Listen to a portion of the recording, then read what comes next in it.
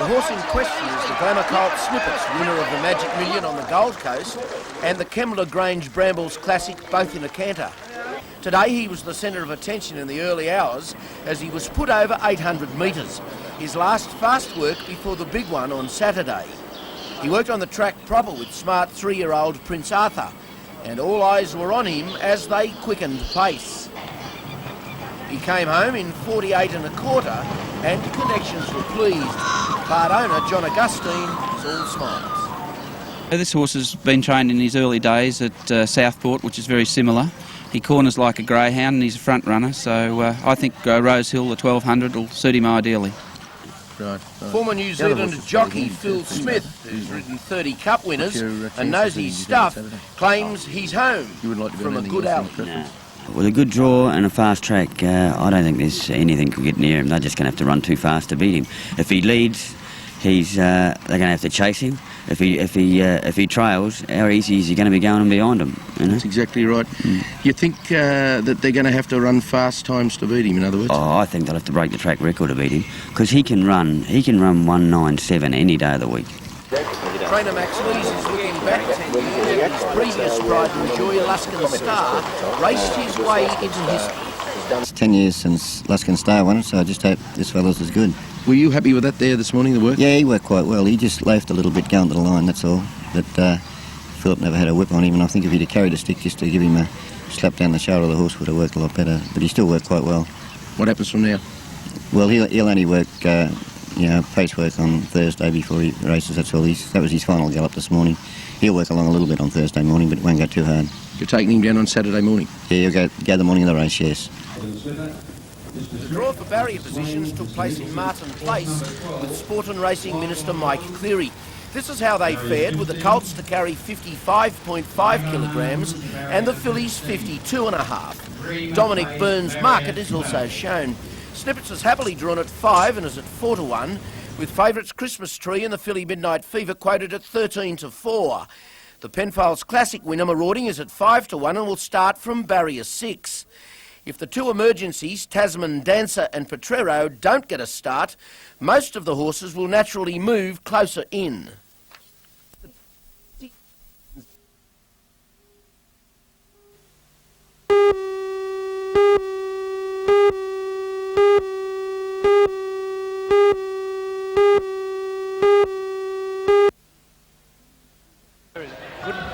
Winning 2 games out of 3 in last weekend's Australian tournament in Sydney, the NIB Falcons are hoping to find that winning streak, now that they've clinched the largest cash sponsorship in the National Basketball League. Although NIB aren't disclosing the financial details, it's known to be a substantial amount. Last year, 85 was our first year, and we're very pleased to renew the sponsorship this year.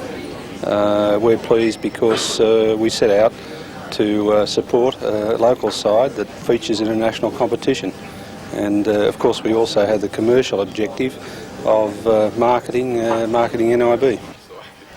This season, most of the attention will be on the 2 American imports. Measuring 195 centimetres, guard Jerry Everett and centre Ivan Daniels, a little taller at 210 centimetres, are expected to help take the Falcons further up the competition ladder. Well, it's important that you get 2 good imports in your team. Last year, the imports were maybe lacking in a few areas, and this year the imports are great. And this weekend sees the first home game for the Falcons in Newcastle. Yes, we play Sydney on Saturday night at 7 o'clock, and we beat them in the state championships very easily, but they have improved, and we're looking to do well at home. We want to win at home to prove to the people that we're a capable team, and we're going to be very competitive this year.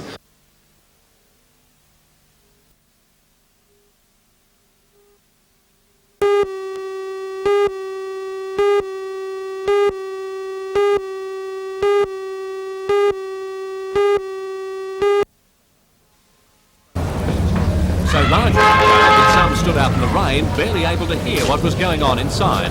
Trades Hall Council officials outlined the purpose of the rally and detailed the government's intentions. The gathering was told that the union movement recognises changes must be made to workers' compensation, but is determined to prevent those least able to pay from bearing the brunt of it. Today's rally was accompanied by a continuation of industrial action on various fronts, with Newcastle Harbour idle for the second day running and FIA officials emphasising that their 24-hour stoppage tomorrow is still on. At one stage, there was a call from the floor of the rally for unions to disaffiliate from the ALP, but this did not reach resolution stage. What did was detailed later by Trades Hall Secretary Peter Barrick. They reject any compromise on the reduction of entitlements under the workers' compensation scheme. Secondly, they endorsed the campaign, the 7-day campaign, and indicated that it should proceed. It should be accelerated if necessary, and they authorised the Trades Hall Council to coordinate that in conjunction with the New South Wales Labor Council and anything they might do. Well, the trade union movement recognises that changes to compensation must be made, but what is it that you're looking for? What we're looking for is the implementation of a broad range of changes. It appears to me that the government have been parochial in these issues and sought to cut the scheme by 25%. That 25% comes from those people who can least afford to pay it, and that is those permanently disabled people will bear the brunt of these changes.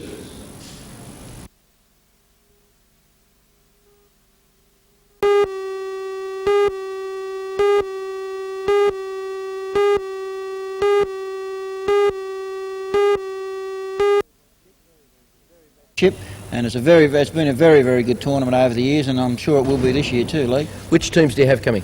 The major teams again are backing up, and that's West Sydney West Stars, who have always been up here.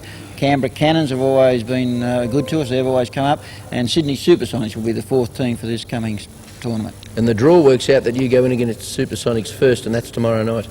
Yes, the draw out of the hat, they would have us playing Supersonics at 7 p.m. on Saturday night.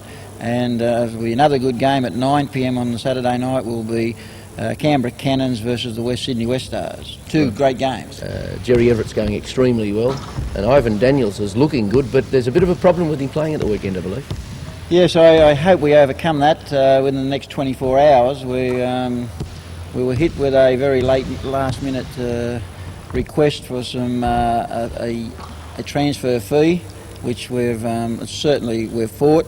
And we're hopeful that the clearance will come through in time for Ivan to play. The ABF have ruled that in fact he won't be able to take the court if that clearance doesn't come through. It has been promised, and we're assured it will be there.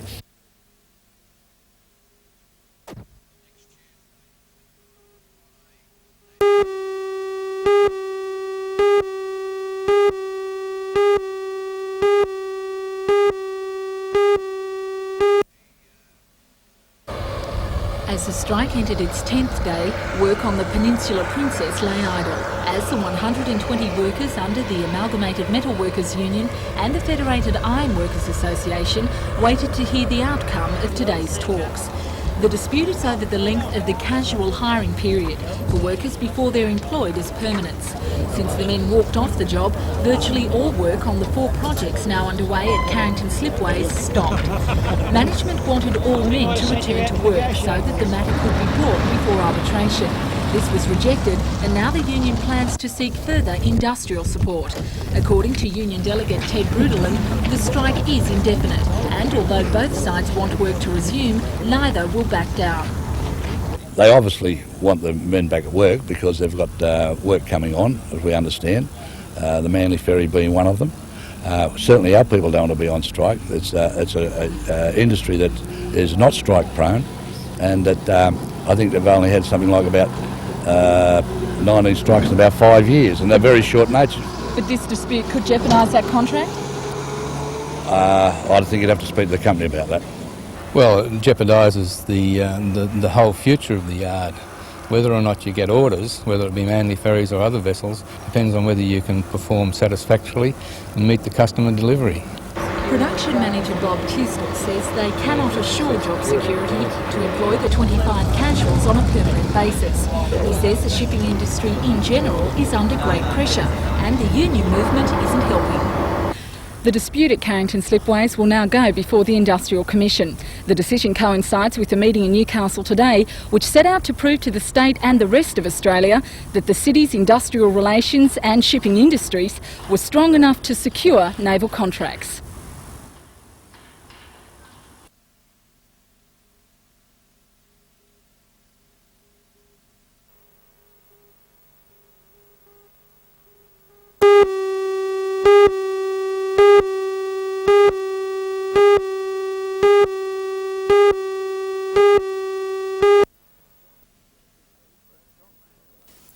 John Land and Jim Hayes from the Miners' Federation Executive met the Minister after this morning's Cabinet meeting in Cessnock. The union is angry over proposed changes to the Workers' Compensation Act, in particular the removal of common law privileges in relation to compensation. The talks didn't avert tonight's stoppage, but the meeting has been described as frank. Pat Hills has agreed to a further meeting with the Executive in Sydney next Tuesday. Some progress has been made in the negotiations. The unions are expected to win assurances that compensation provisions, already detailed in mine workers' awards, will not be touched. We're not happy with the legislation as it is, but certainly there's identification with regard to our industry, and the award provisions that cover certain aspects of compensation as far as the mining industry concerned, they will remain, and that gives us a situation with regard to some comfort at least for 78 weeks subject to an injury. Now that will remain in place.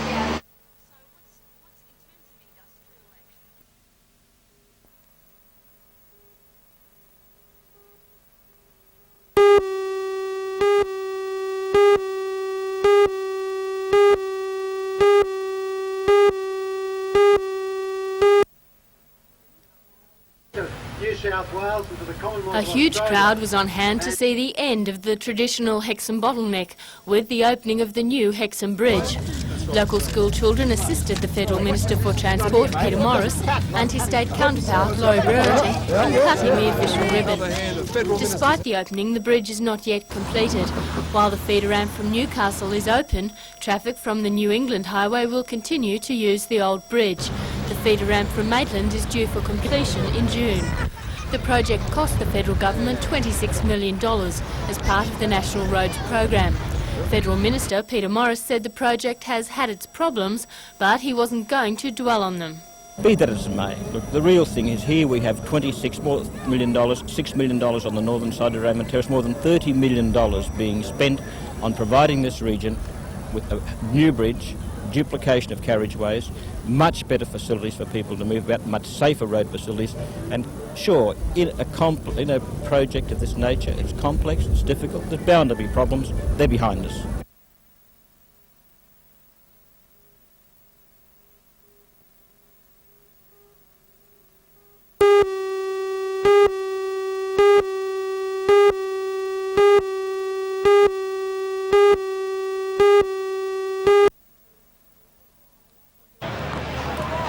North Sydney performed like a losing side.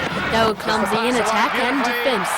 The Bears went into the match favourites, but with a final score of 18-4 to an Eel side which was missing 5 of its top players, the result was embarrassing. Second rower Ian French scored his team's only points with a try in the 55th minute. For Parramatta, try scorers were Danny Prenkovic, Mick Delroy and 5/8 Mark Laurie. Eels prop Terry Leadbeater was named man of the match. Preceding the main game was a Commonwealth Cup schoolboy competition between Erina High from the Central Coast and St Francis Xavier College. 7.5 minutes into the game, the local team, Francis Xavier, showed the style that would keep the match firmly in their hold throughout the game. At half-time, they were leading 20-0. At full-time, Erina was left breathless in their wake. St Francis Xavier took the match 30-0.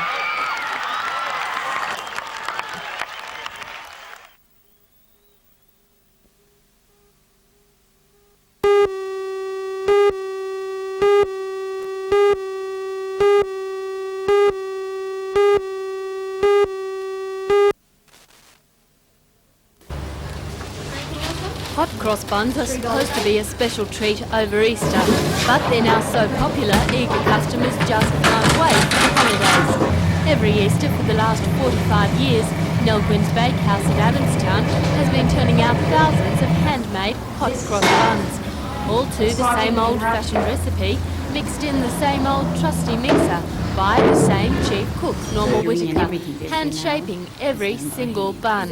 Well, let's say we do it the hard way. We do it by hand. The initial bun is mixed in the machine, but then from then on everything's done by hand. After the distinctive cross is piped onto the bun, they're slid into the ovens. Soon after, smooth, brown and steaming, they're ready to go onto the shelves, satisfying the demand for hot cross buns in Adamstown and surrounds for another year.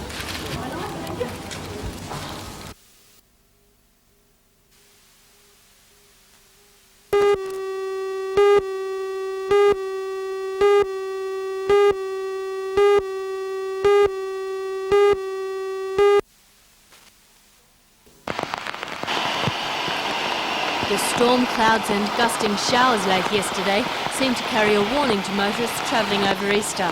Take it easy. And last night on local roads there were few accidents, making it a good start to the holiday. Earlier in the day, the new Hexham Bridge, catering for northbound traffic, proved its worth. Peak hour was marked by its lack of the usual traffic hold-up, and the bridge and connecting roads coped well with the extra holiday traffic. Delays, however, were experienced to the south, where the Swansea Bridge created a traffic bank-up. There, cars were backed up to near the turn-off to Caves Beach. Police and rescue services hope last night's good safety record will continue over the Easter break, a view shared by the Lions Club, who are once again operating their driver reviver stop at Charlestown.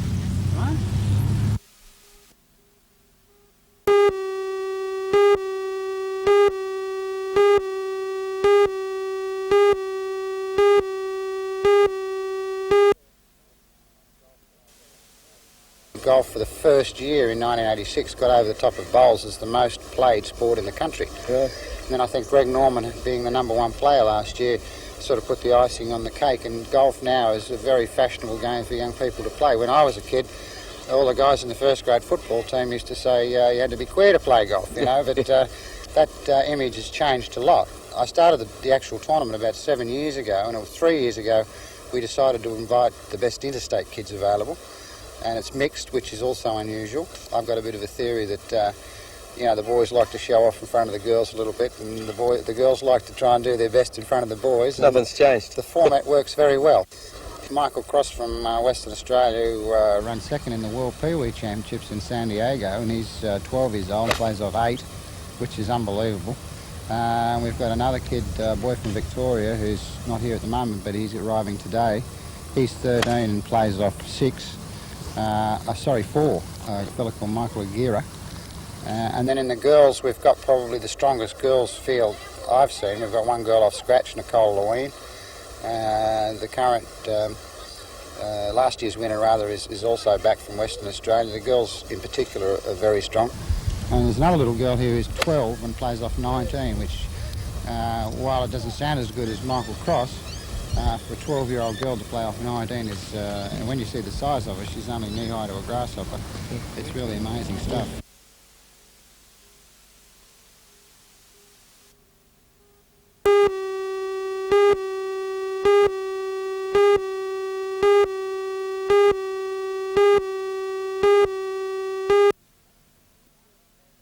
That's a better the Winfield Sedan Nationals have attracted top competitors in both divisions to do battle tomorrow night's elimination heats, with the finals to be decided on Sunday night. Both Grand Prix finals will be over 50 laps.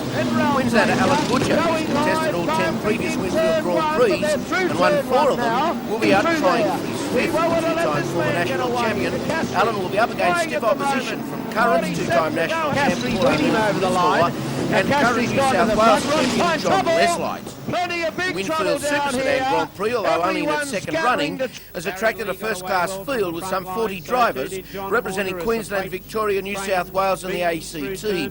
Local star Johnny Pine has a formidable reputation to his credit and will line up as favourite, but could have his hands full.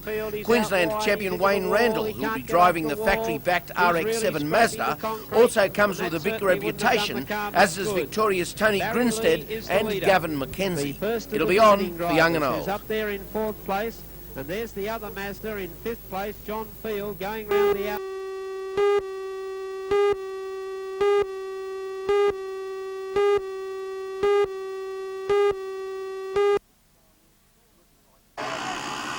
Looking like miniature Star Wars stormtroopers in their protective gear, the 87 riders range in age from 5 to 15. The younger starters power their way around the track on these 50cc peewees. Older divisions mount bigger machines, but the largest allowed in the juniors is 125cc's. It's obviously not a sport for the faint-hearted. Not only the riders show their bravery, but supporters must weather mud, fumes and screaming engines to cheer them on. Just fitting out a starter in this game requires some nerve of its own. The smallest rider is astride a $2,000 bike and wrapped in $1,000 worth of gear. The meet is the first conducted by Wallsend Club at a junior level, and organisers say its success means more will follow. The program of 160 events finishes tomorrow afternoon.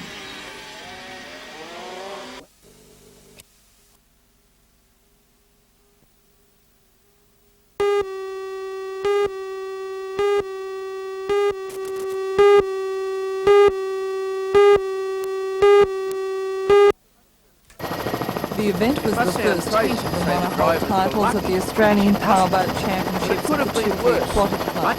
Rob's England was driving his boat high roller neck and neck with Ron Archer's Red Bullet when Archer lost control of his boat and careered into England. Let's see that in slow motion.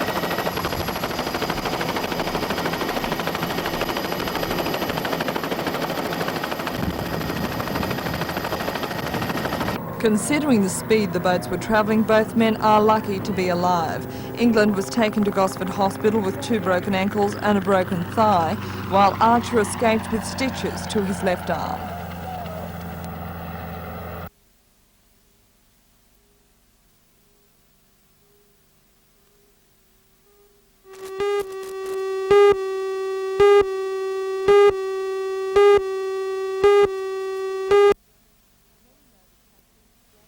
Many Novocastrians began Easter Sunday in church to remember the resurrection of Jesus Christ.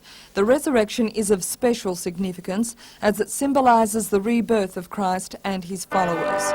This symbol of rebirth has been popularised in the form of an egg, often in chocolate, and it's delivered by the Easter Bunny. This little girl was lucky enough to catch him as he delivered her egg, and she gave him a special thank you. After 2 days of rain and cloudy skies, most Novocastrians were out to make the most of yesterday's sunshine. The lake was idyllic, with just the slightest breeze to help the yachts and sailboards along. But there was some craft that didn't need the wind, like these surf skis whose owners were happy to paddle under their own steam. And for those who like life in the fast lane, there was the Powerboats. Yesterday was also perfect for a family picnic or a stroll along the promenade. There was also plenty of walking going on at the beach, and sun lovers soaked up perhaps the last of the Indian summer sun. But there are those who will come to the beach whatever the season, and these surfers are no exception.